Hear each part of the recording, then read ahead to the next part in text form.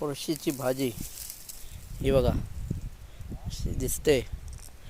ती वरची पानं फक्त कोळी 4 पानं काढून घ्यायची. कोळशीची भाजी पावसाळ्यामध्ये येणाऱ्या भाज्या ही पाती असतात, पण अशी बघता ती वरची 4 पानं उचलायची कोळी अशी येते.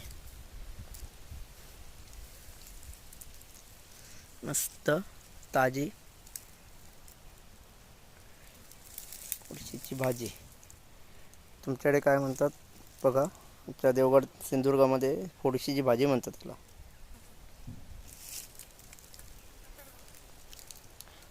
बघा, बनवून बघा. पूर्ण दाखवतो.